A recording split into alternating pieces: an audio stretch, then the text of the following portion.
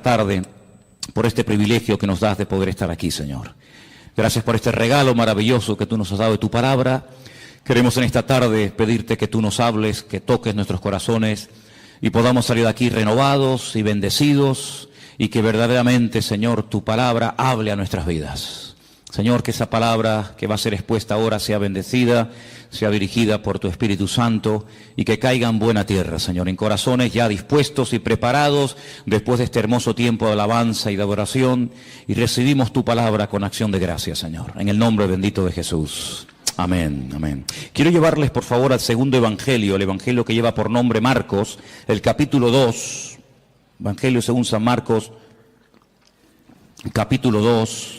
Vamos a leer este pasaje muy conocido, pero yo creo que nos va a venir muy bien a todos. Como dicen los hermanos de Filadelfia, nos va a hacer mucho bien, Por lo menos eso es lo que hemos pedido al Señor y confiamos que así sea. En Marcos capítulo 2, a partir del versículo 1 en adelante,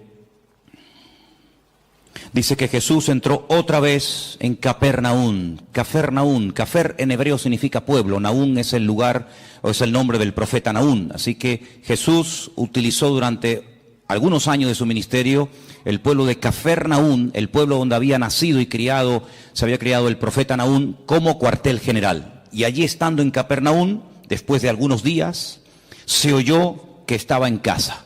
Lo más probable es que estuviera en casa de Simón Pedro, que vivía justamente allí también en esa ciudad. Y dice que inmediatamente se juntaron muchos, de manera que ya no cabían ni aún a la puerta. Les predicaba la palabra. Versículo 3 dice: entonces vinieron a él unos trayendo a un paralítico que era cargado por 4. Esto es una opinión personal, pero para cargar un paralítico no hace falta 4 personas, con 2 se puede llevar perfectamente. Probablemente el hombre llevaría tanto tiempo acostado que ya el hombre estaba un poquito ya pasado de peso, ¿no? Y entonces hacía falta 4 personas. Es una opinión personal, simplemente, no tiene mayor importancia. Como no podían acercarse a él a causa de la multitud, descubrieron el techo de donde estaba. Eran techos de paja, de hojas de palmera, de tierra, por lo tanto era muy fácil. Y haciendo una abertura bajaron el lecho en el que yacía el paralítico. Ahora comenzamos a ver cosas muy llamativas, muy interesantes. Versículo 5. Al ver Jesús la fe de ellos, ¿verdad que no habla de la fe del paralítico? En ningún momento. Habla de la fe de ellos, es decir, de los 4 que traían al paralítico, y me llama la atención que dice, al ver la fe. Luego el Señor puede ver la fe. Tal vez nosotros, seguramente no. Pero el Señor dice que cuando vio la fe de ellos, le dijo al paralítico: hijo, tus pecados te son perdonados. Estaban allí algunos de los escribas, los cuales cavilaban en sus corazones, como siempre. ¿Por qué habla este así? Blasfemias dice. ¿Quién puede perdonar pecados sino solo Dios? Conociendo luego Jesús en su espíritu que cavilaban de esta manera dentro de sí mismos, les dijo: ¿por qué caviláis así en vuestros corazones? ¿Qué es más fácil? ¿Decirle al paralítico, tus pecados te son perdonados? ¿O decirle, levántate, toma tu lecho y anda? Ustedes sabrán que es más fácil, ¿no? Si una cosa o lo otro. Pues para que sepáis que el Hijo del Hombre tiene potestad, ha recibido autoridad en la tierra para perdonar pecados, le dijo al paralítico: a ti te digo, levántate, toma tu lecho y vete a tu casa. Entonces él se levantó enseguida y tomando su lecho salió delante de todos, de manera que todos se asombraron y glorificaron a Dios diciendo: nunca hemos visto tal cosa. ¿Cuántos dicen amén? Amén. Qué bueno. Seguramente este pasaje ustedes ya lo han oído en cantidad de ocasiones, lo han leído, lo han escuchado en sermones, etcétera, etcétera. Pero en esta tarde le vamos a dar un enfoque diferente. Porque para entender ciertas y determinadas cosas que Cristo hacía y decía, hay que hacer un esfuerzo y volver a su época. ¿Cómo pensaba la gente? ¿Qué estilo de vida llevaban? ¿Cuáles eran sus tradiciones, sus leyendas, sus costumbres? Y entonces vamos a entender mucho más lo que el Señor dice en este pasaje y lo que a continuación también hace. Primeramente vemos a 4 personas que no se desaniman ante los obstáculos, personas con una iniciativa tremenda, la fe que les motiva es imparable, y cuando llegan a la casa donde está el Señor predicando, al ver que no pueden entrar, no se derrumban, no se vienen abajo, no dicen, bueno, venimos otro día, hoy hay demasiada gente, es imposible llegar hasta donde está el Maestro, mañana volvemos, sino todo lo contrario. Vemos que la fe nos motiva a seguir adelante, a pesar de los obstáculos, a pesar de las dificultades. La fe es el motor que mueve nuestra vida, nuestras acciones, nuestras palabras, nuestros pensamientos.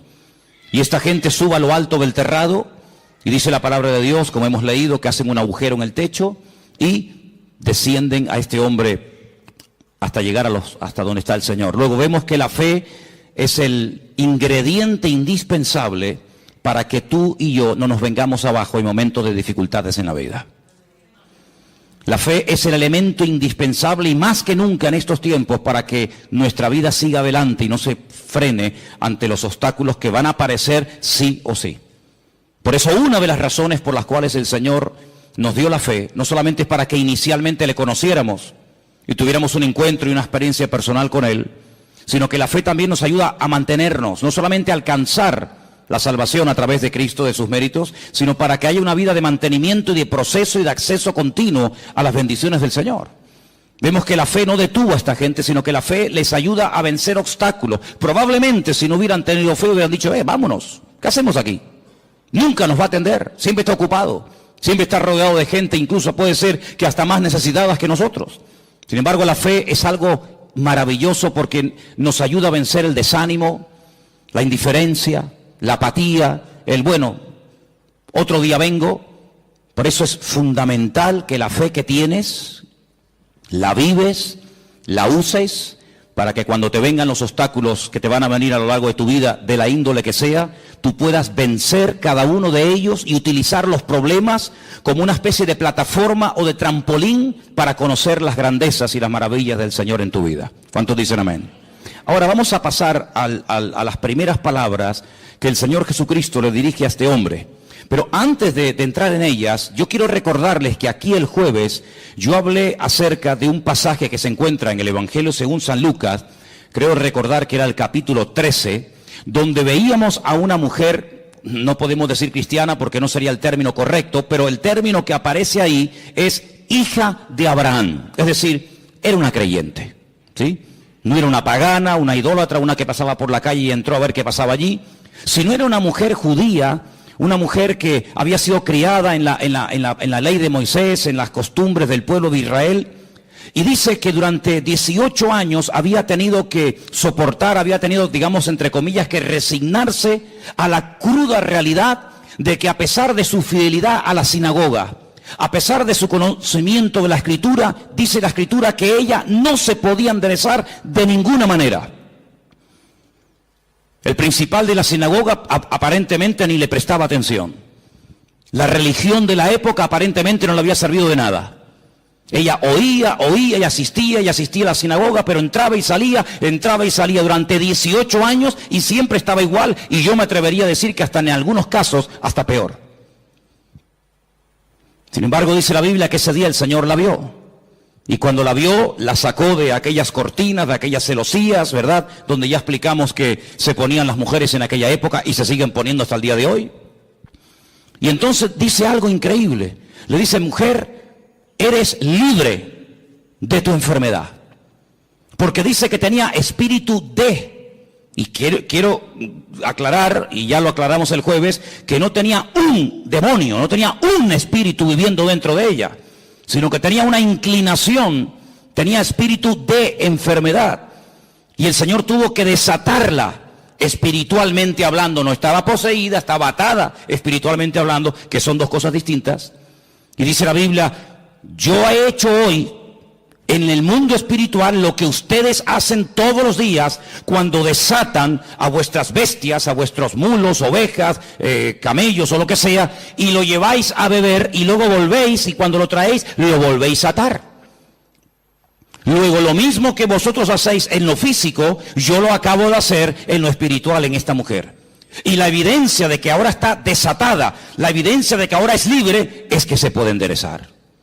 Ella se enderezó y comenzó a glorificar al Señor. Y vimos el día jueves cómo hay ataduras espirituales que se manifiestan en, entre comillas, enfermedades o en deformidades o en problemas de tipo físico.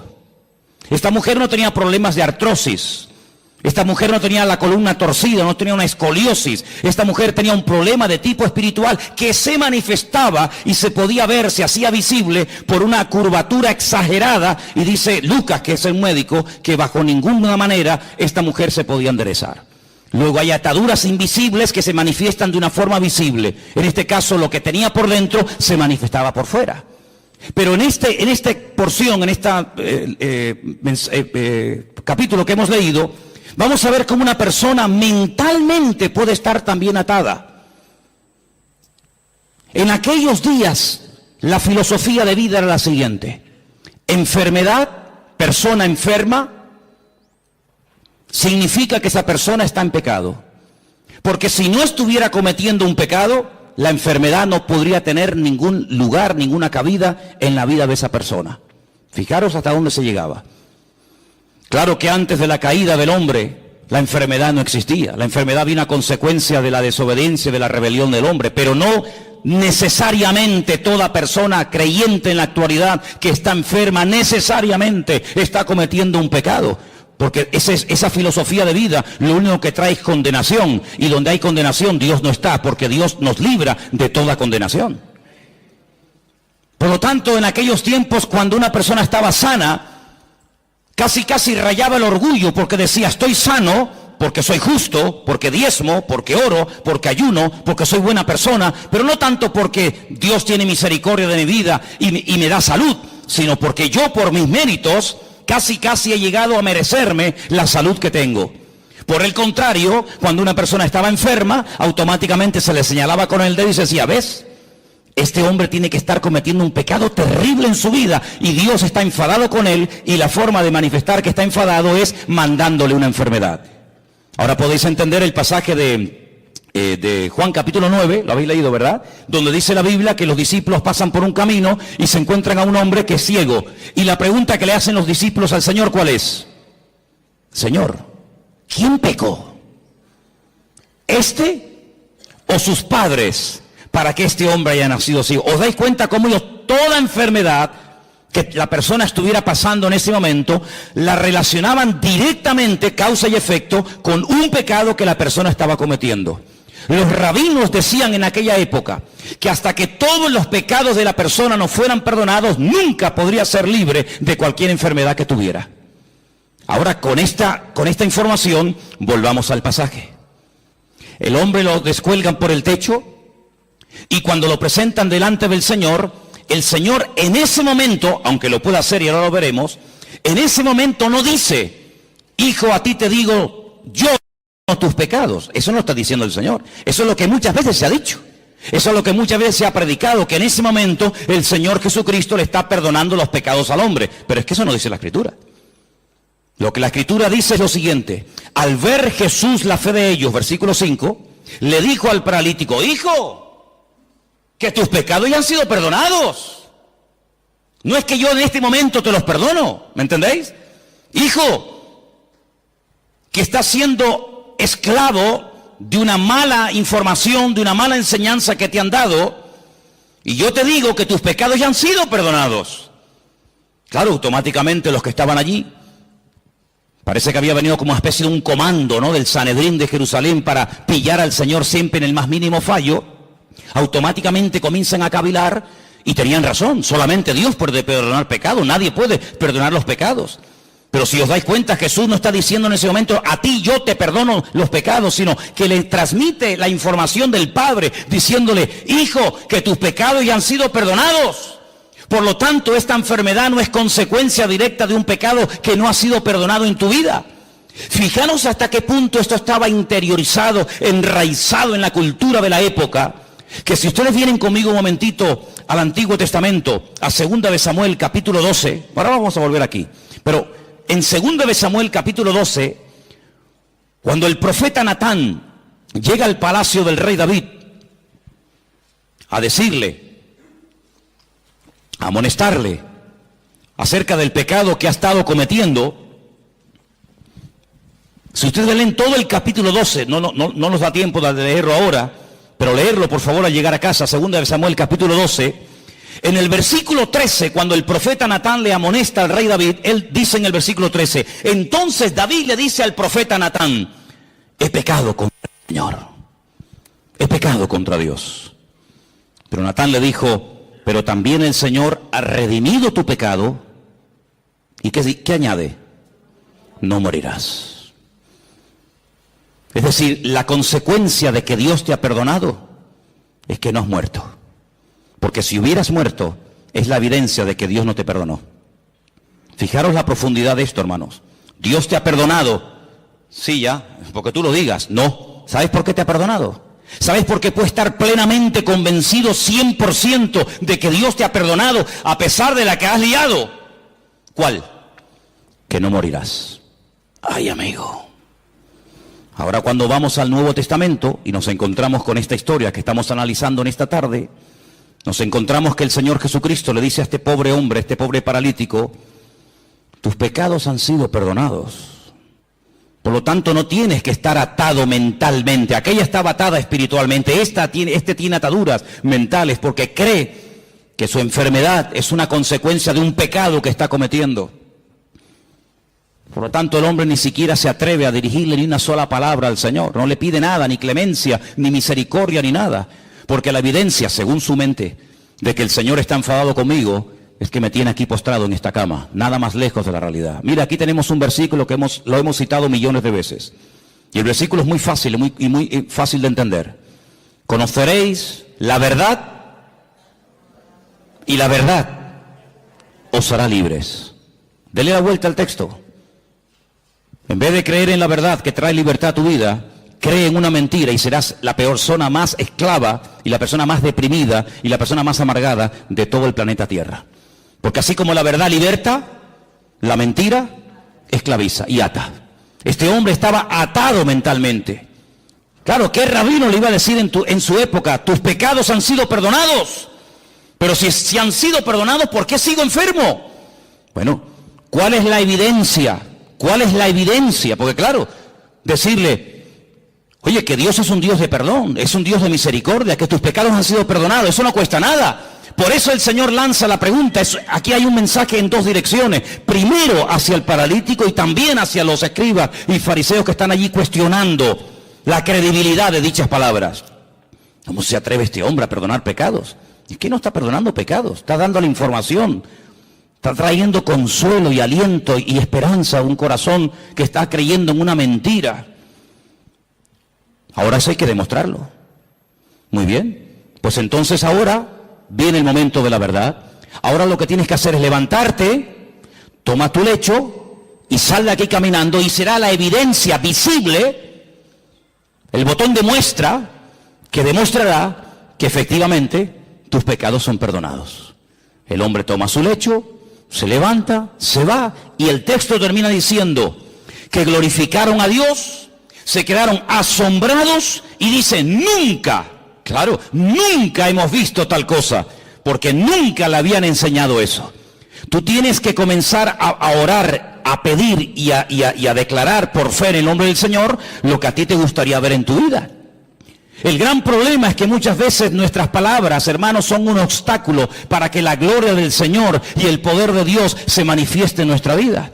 ¿Quieres ver bendición? Habla bendición. Siembra tomates si quieres cosechar tomates. ¿Quieres cosechar patatas? Pues no siembres tomates, tienes que cosechar patatas. Y en el sentido espiritual pasa exactamente lo mismo. ¿Quieres ver bendición en tu vida? Levántate por la mañana, el Señor es mi luz y mi salvación. ¿De quién temeré? Aunque un ejército acampe contra mí, no temerá mi corazón. El Señor está conmigo, Él es mi poderoso gigante, Él es mi pastor, Él me va a abrir puertas, Él me va a sanar, Él me va a bendecir. Y estamos sembrando fe, y el que siembra fe, recoge fe. ¿Cuántos dicen amén?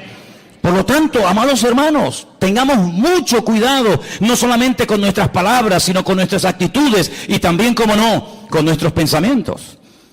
Porque mucha gente en aquellos tiempos era personas atadas mental, física y espiritualmente, porque habían creído en las mentiras que muchas veces los hombres habían enseñado y se habían arraigado de tal manera en la forma de vida, en la cultura de la época, que la gente era esclava, no porque Dios estaba enfadado con ellos, sino porque ellos mismos se habían atado al creer en mentiras. ¿Habéis prestado atención a la lectura de esta tarde? ¿Sí o no? Jesús se va a otra población, a Nazaret. Coge el pergamino, el rollo del profeta Isaías. ¿Y qué dice? Yo he venido, ¿para qué? Para darle vista a los ciegos. Yo he venido a sanar y a curar a los quebrantados de corazón, a traer libertad a los oprimidos. En otras palabras, a traer esperanza, que ya bastante condenación y bastante amargura tenéis encima. Sin embargo, el Señor vino a darnos libertad de todas nuestras miserias, de todas nuestras pobrezas y de todos nuestros pecados. No es que el Señor anule la ley del Antiguo Testamento, pero el Señor viene a ofrecer la imagen de la misericordia del Señor, que nadie la estaba dando en aquellos tiempos. ¿Os acordáis cuando el Señor le habla tremendamente duro a los escribas y fariseos en Mateo capítulo 23? Si diezmáis esto, diezmáis lo otro, oráis, recorréis tierra y mar para ganar un prosélito y hacéis, pero os habéis olvidado de lo más importante, misericordia quiero y no sacrificio. Sois capaces de hacer sacrificios, de caminar, de sudar, de patear por aquí, subir montañas, hablar con este, hablar con el otro, de ayunar días y días, de diezmar las semillas, de colar esto, de colar lo otro. Y lo más importante, que es la misericordia. Pero ¿cómo van a aplicar misericordia si ellos no conocen a un Dios de misericordia? Hay gente, no sé qué concepto de Dios tiene, pero el concepto que tenemos que tener en el día de hoy de nuestro Dios es que nuestro Dios es un Dios de amor y para siempre su fidelidad, y es un Dios misericordioso. ¿Cuántos dicen amén? No es que pasa por alto el pecado, pero es un Dios que quiere perdonar, se goza en perdonar. Ahora, la Biblia nos enseña que cuando, por ejemplo, el rey David pecó y desobedeció contra el Señor, ya no mataba en la proporción en la que lo hacía al principio, sino que ya obtenía victorias, pero no en la medida que las hacía al principio. Ya mataba de 1000 en 1000, en vez de 10.000 en 10.000 como al principio. Es decir, hubo un decrecimiento, menguó en la gracia del Señor en su vida. Necesitaba una restauración interior. Y entonces, ¿cómo le vino esa restauración? Bueno, yo siempre he dicho que sin confrontación no se produce un cambio interior. Tiene que haber un momento en el que el Señor nos confronta, el Señor señala, dice, tu pecado, tu problema es este. En ese momento tenemos dos opciones: optar por el camino del medio, hacernos el loco como que no hemos hecho nada malo, optar por un camino que consiste en amargarme, en deprimirme, en condenarme, o escoger el camino correcto y verdadero, que es el de la misericordia del Señor. Y yo quiero decirles en esta tarde que por muy bajo que podamos caer en la vida, después de conocer al Señor, por muy lejos que nos hayamos podido separar de su presencia, de sus caminos, el Señor no ha cambiado ni menguado su amor y su misericordia, sino que Él nos sigue llamando y nos sigue amando igual o más que el primer día. A ti te digo que Dios te ha perdonado los pecados. Y la evidencia de que Dios no está enojado contigo, la evidencia de que Dios no está enfadado contigo, es que si quieres te puede levantar ahora. Pero ya ni lo intentaba. Ya se había resignado a vivir toda la vida bajo ese peso, dependiendo de que lo llevaran o lo trajeran las personas. Sin embargo, amados hermanos, tú no tienes que depender de nada ni de nadie para caminar, para sentirte libre, sino que tu libertad no depende del hombre, tu libertad depende de la obra que Cristo ha hecho por ti en la cruz del Calvario. ¿Cuántos dicen amén? Dale un fuerte aplauso al Señor en esta tarde. Dile gracias porque tú me perdonas. Aleluya. Amén. Hay un versículo en San Juan capítulo 5 que quiero leer, San Juan capítulo 5, versículo 22, donde vemos que el Padre delegó en el Hijo plenos poderes para perdonar pecados y para cualquier cosa.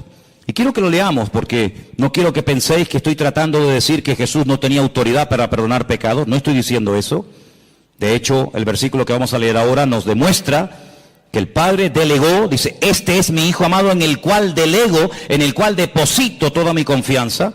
Juan capítulo 5, verso 22 dice, porque el Padre a nadie juzga. Pero sigue diciendo el versículo, sino que todo el juicio, ¿qué dice? Se lo dio al Hijo. Es decir, que a través del Hijo, Dios imparte justicia, y a través del Hijo, Dios imparte misericordia. ¿Os acordáis cuando el Señor estaba un día y de repente lo rodearon un montón de religiosos que estaban dispuestos a apedrear, a lapidar públicamente a una mujer que dice que había sido sorprendida en el mismo acto? Que es curioso, porque si la habían sorprendido en el mismo acto, ¿dónde estaba el otro? Curioso que nada más traen a uno.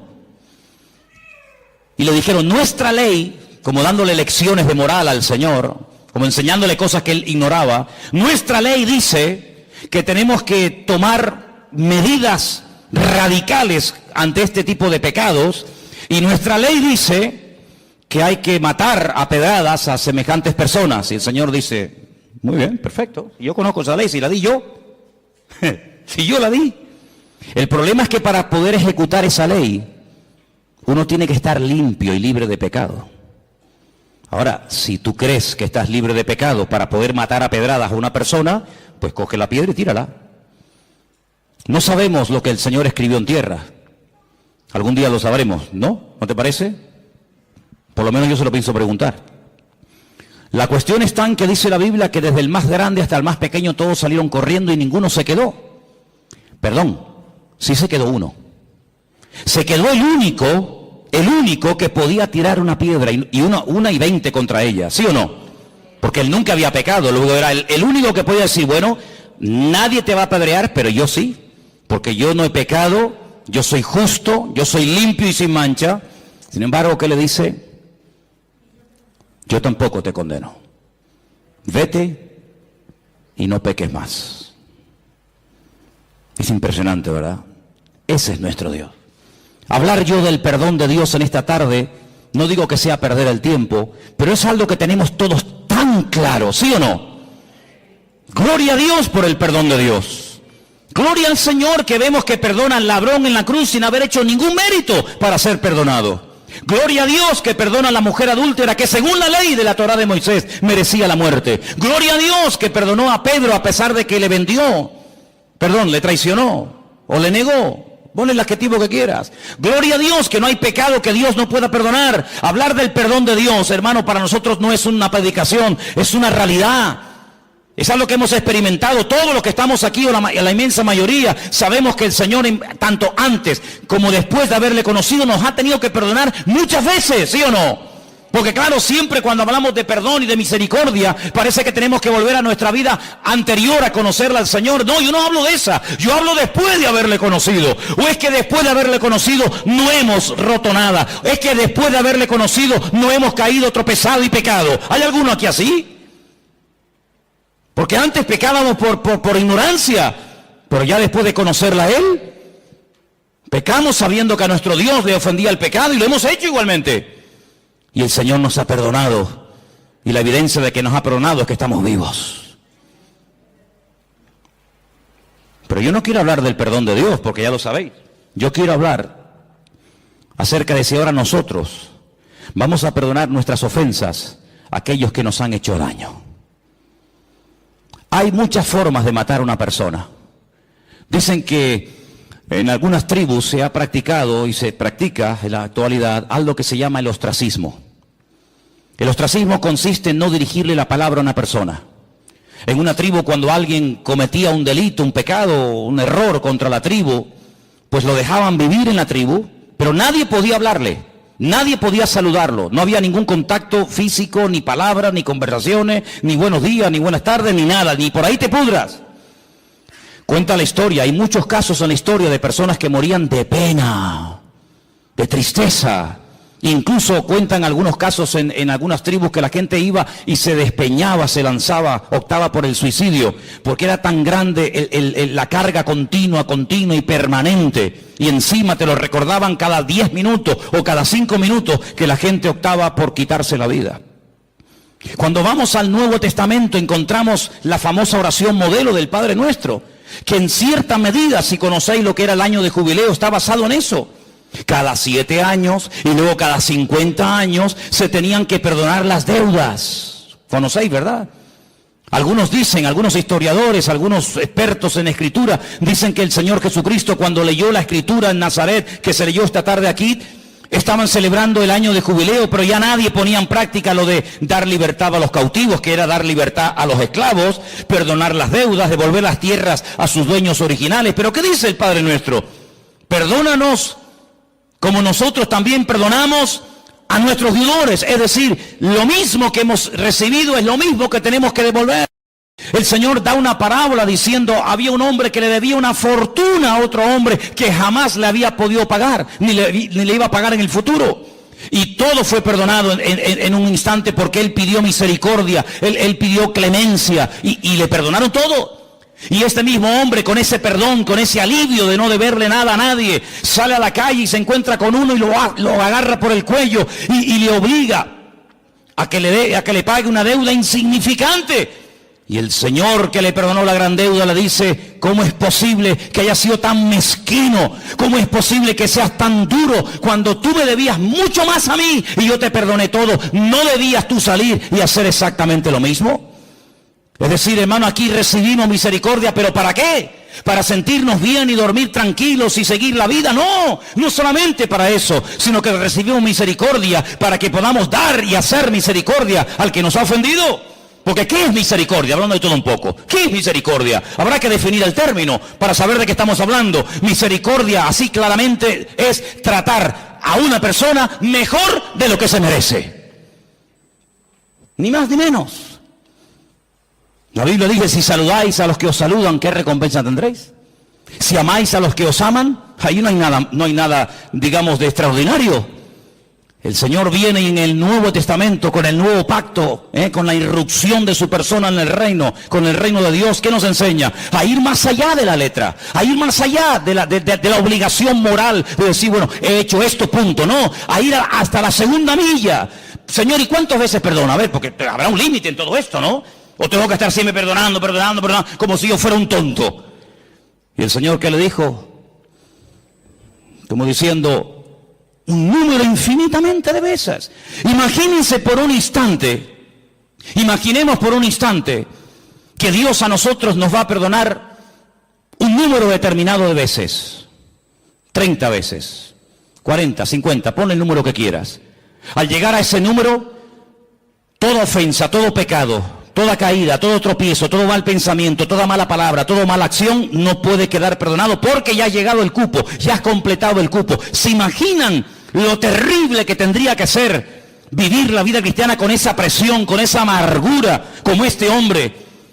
Qué alivio tan grande cuando el Señor le dijo a este hombre que tus pecados ya han sido perdonados, que no tienes que estar bajo esa condenación, que Dios perdona. Y además tengo una noticia buenísima para todos nosotros. Que el único que en esta vida perdona y además olvida es nuestro Dios. ¡Wow! Perdona y olvida. Nosotros no podemos olvidar, pero sí podemos hacer de la herida un punto fuerte y aprender que en la herida, cuando el soldado cae y es restablecido, el soldado se levanta con mayor fuerza porque ha visto en su vida la mano y el perdón de Dios. ¿Y saben quién es la persona que más ama? Según la Biblia, la persona que más perdona. Dice, al que mucho ama, mucho se le perdona. Al que poco ama, poco perdonador es. Es decir, que la esencia de Dios es un Dios de perdón. Me preguntaba yo en estos días, en esas conversaciones que tengo yo conmigo mismo, cuando voy por la casa, y os he dicho en estos días que si me veis hablando solo, no es que esté loco, sino que yo hablo mucho solo. Y yo me preguntaba, decía, ¿cuándo le pidió Adán perdón al Señor? ¿Sabéis? Cuando Adán, cuando peca, dice, ¡ah! Hemos pecado. Eva, ¿qué hemos hecho? Le hemos liado. Hemos desobedecido al Señor, le hemos fallado, hemos pecado. ¿Cuándo le pidió Adán y Eva perdón al Señor? Que yo sepa, en mi Biblia no veo nunca que Adán y Eva le pidieron perdón al Señor. Pero antes de que Adán fuera consciente de la que había liado, antes de que fuera expulsado, antes de que comenzara a sufrir en lo físico, en lo espiritual, en lo familiar, etcétera, etcétera, las consecuencias de su pecado, ya el Señor fue por delante de él y lo vistió con pieles de animales.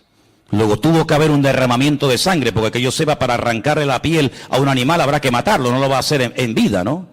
Tuvo que haber un derramamiento de sangre, y cada vez que Adán y Eva veían esas túnicas que le habían hecho el Señor a su medida, no le quedaban pequeñas, ni grandes, ni apretadas, sino eran túnicas hechas a su medida. Cada vez que veían esas prendas, sabían que la habían liado, pero Dios los había cubierto con su justicia y con su misericordia. Y ese es el concepto que tenemos que tener constantemente en nuestra vida. Mi Dios es un Dios santo, no tolera el pecado, pero es un Dios que si llego a pecar, Dios, siempre que haya un arrepentimiento, siempre que haya un genuino arrepentimiento, mi Dios, que lo conozco perfectamente, sé que mi Señor siempre me perdonará, siempre me restaurará y siempre me dará una segunda oportunidad. ¿Cuántos dicen amén? Dile al que está a tu lado: Dios perdona y olvida.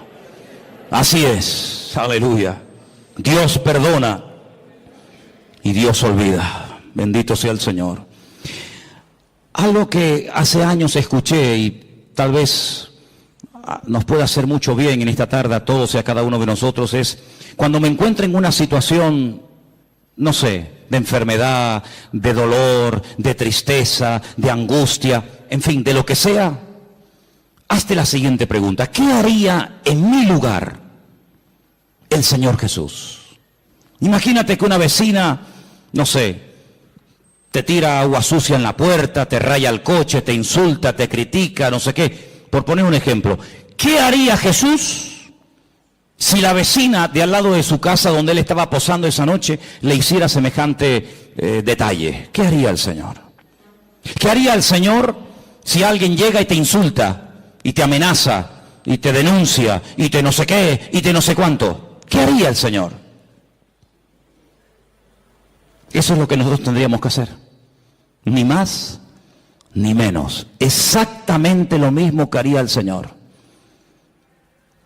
Es interesante notar que cuando el Señor Jesucristo resucitó, la Biblia nos da una lista muy detallada de las personas, lugares que fue a visitar después de su resurrección. A una de las personas que específicamente fue para encontrarse con él, para restaurarlo, ¿sabéis de quién hablo, verdad? Del apóstol Pedro. Y decirle a mis discípulos y a Pedro. Y el Señor Jesucristo se va desde Jerusalén, lugar donde había sido muerto, crucificado y resucitado, recorre prácticamente todo el país y se va justo al mar de Galilea, donde allí estaba Pedro, volviendo otra vez a las andadas, volviendo otra vez a la pesca, contagiando con su desánimo y con su decisión a otros discípulos para volver a la pesca, cuando tenían que tener clarísimo que ya por ahí no iban los tiros, pero allí se va el Señor. Y el Señor se entrevista con Pedro, y el Señor restaura a Pedro, y el Señor le vuelve a decir algo tremendo, que a lo mejor tú y yo nunca le diríamos a nadie: pues apacienta mis corderos.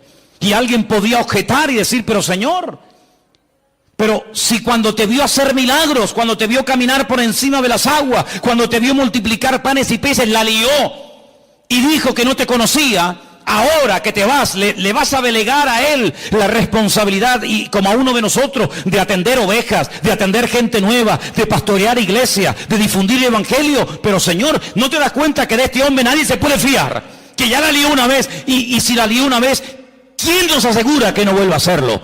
Bueno, tenemos un pasaje tremendo para que veáis la reacción del Señor y la reacción del hombre ante un pasaje o una circunstancia parecida. Dice la Biblia que hubo un desacuerdo terrible entre Pablo y Bernabé. ¿Por qué? Porque dice que Marcos en el primer viaje misionero los había abandonado, ¿sí o no? Y llega el momento de celebrar el segundo viaje misionero, y Bernabé dice: bueno, pues vamos otra vez juntos, Marcos, yo, Bernabé, y tú, Pablo, y Pablo dice: bajo ningún concepto, de ninguna manera. ¿Pero por qué? Porque este hombre nos abandonó en el primer viaje, ¿no te acuerdas? Que cuando se pusieron las cosas difíciles y cuando hubo problemas, cogió y se mandó a mudar y nos dejó tirados. Y Bernabé le habrá dicho, bueno, pero es verdad, tienes razón, yo estaba allí, yo sé lo que estás diciendo, pero vamos a darle una segunda oportunidad al chico.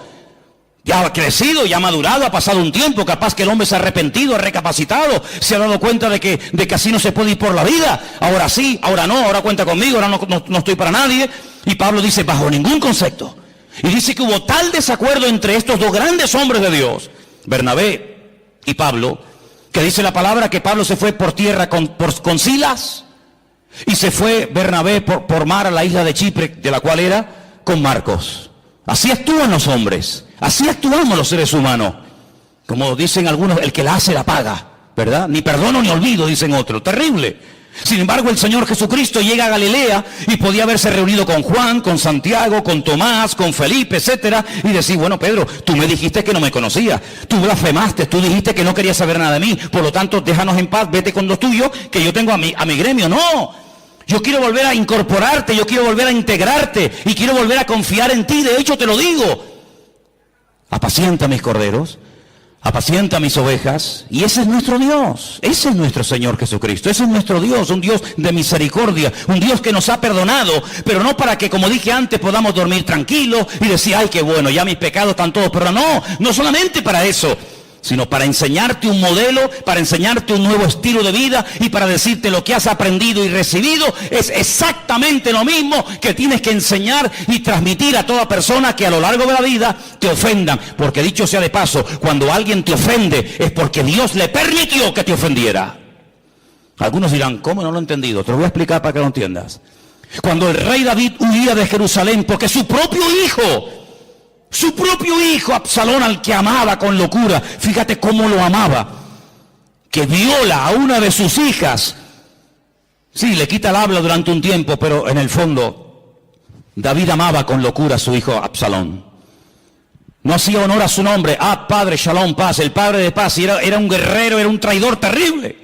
Un hombre que dice que se paraba en las puertas de Jerusalén y cuando alguien venía a consultar, a pedirle consulta o consejo al rey, dice que él robaba el corazón del pueblo. Ay, si yo fuera rey, ay, si me nombraran rey, mi padre siempre está liado, siempre está ocupado, yo te trataría con benevolencia. Un ladrón de corazones, terrible. La palabra del Señor nos enseña que quería matar a su propio padre. ¿Qué hace David? Sí, van a ir al campo a buscarlo, van a ir a por él, pero por favor, tener misericordia de mi hijo, No me le hagáis daño, no me lo matéis. No le hicieron caso, todos sabemos, ¿verdad? El resto de la historia. Pero cuando David salía huyendo descalzo y orando, subiendo la cuesta del Monte de los Olivos, como dice en el Antiguo Testamento, dice que le salió en el camino un hombre tirándole piedras, escupiéndole, maldiciéndole. Hombre sanguinario, eso te pasa porque has derramado sangre inocente. Y le está recordando ¿qué? Le está recordando la muerte de Urías. No es que mató al gigante Goliat, ese día lo aplaudieron, pero le están echando en cara todos los pecados que había cometido. Qué crueles somos, Cuando queremos ser buenos, somos los más buenos del mundo. Cuando queremos ser crueles, rebuscamos en el cajón de la basura para justificar nuestras miserias. Como le decía un día el Señor a Job, ¿me vas a condenar a mí para justificarte tú? Es increíble, ¿verdad? Cuando queremos justificarnos y salir por la vida de bueno, buscamos todas las miserias de todo el mundo. Y mira fulano, y mira lo que hizo, y mira lo que dijo, y mira lo que y el Señor dice, todo lo que te hagan a ti son pajitas, pero todo lo que tú tienes son vigas dentro de tu propio ojo, querido. Y dice la Biblia que cuando aquel hombre comenzó a maldecir, a tirar piedras contra el rey David,